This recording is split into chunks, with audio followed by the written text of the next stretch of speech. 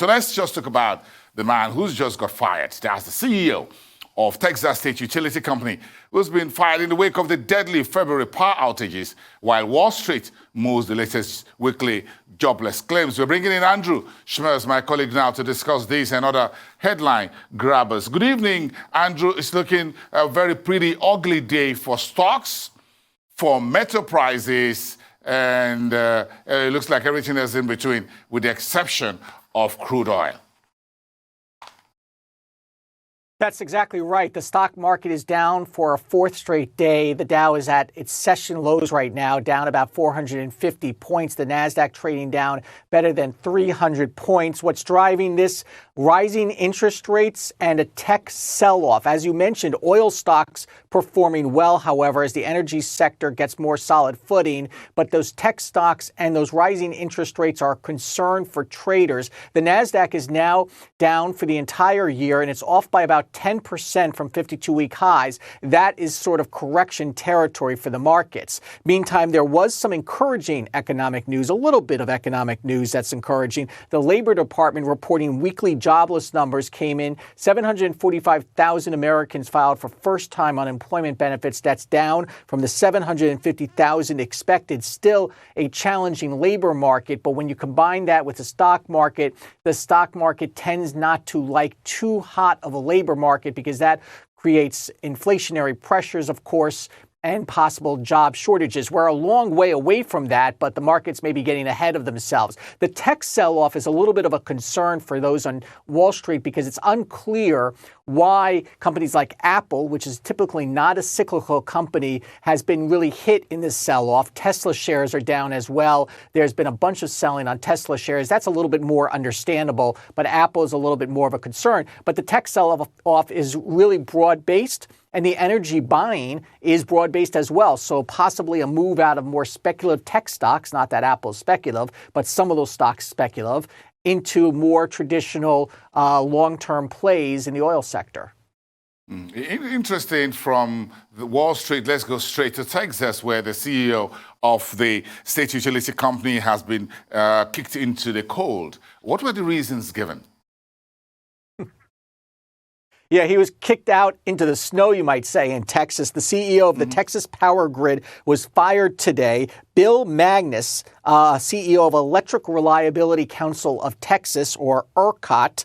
It wasn't so reliable a couple of weeks ago. Of course, Texas got slammed by a winter storm, and that caused rolling blackouts for millions of Texans. He said in a statement that those blackouts were necessary or the entire grid would collapse. But Governor Greg Abbott of Texas has accused ERCOT of misleading state regulators about its readiness. The chairwoman of the Texas Public Utility Commission also quit, along with 6 board members of ERCOT who did not live in the state, and they were highly criticized for sitting on the board of a state utility company when they did not live in the state. So ramifications are coming out after that devastating Texas storm a couple of weeks ago. It's warmed up now in Texas, and they seem to be getting back to normal temperatures, but it's possible lingering effects for some time. That's also impacting the oil markets. You know, a lot of oil drills were shut down, and they are only now getting back online. That may be part of the reason we're seeing oil prices rise. Interesting. But sticking with the corporate news side, with Chipotle becoming the latest company to tie executive compensation to diversity goals, it looks like the whole diversity, inclusiveness, and all of that is beginning to get the front seat in the entire corporate world conversation.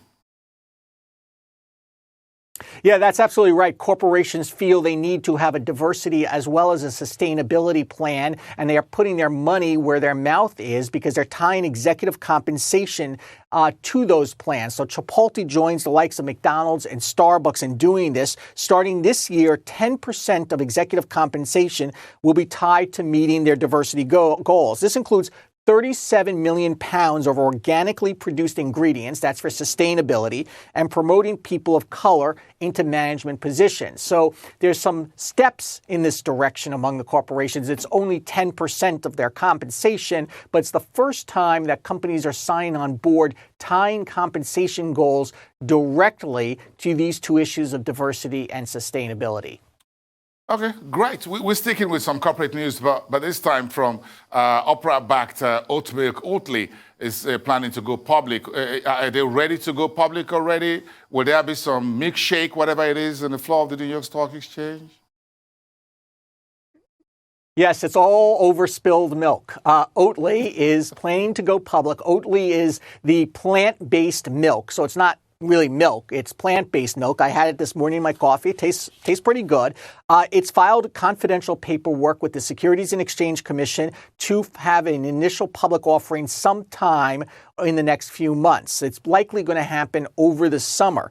Last year, Oatley received a $200 million investment from Blackstone, which include celebrities, investors Oprah Winfrey, Natalie Portman, and Jay-Z. Oatley has been known for its over-the-top, rather in-your-face advertising. You may remember the ad during the Super Bowl where its CEO sat in a big field and sang a song off tune. It was a widely criticized ad. Well, Oatley followed that ad up with T-shirts saying, "I totally hated that Super Bowl ad from Oatley." So Oatley kind of aggressive and offbeat in the advertising space and as well in its milk production because it's making milk not from milk, obviously from plant. But plant-based milks are all the rage now. You know, Starbucks recently started offering Oatley milk in its stores. If we add peanut butter from Reeses to the whole cup of chocolate, you and I are going to end up in a gym for a long time.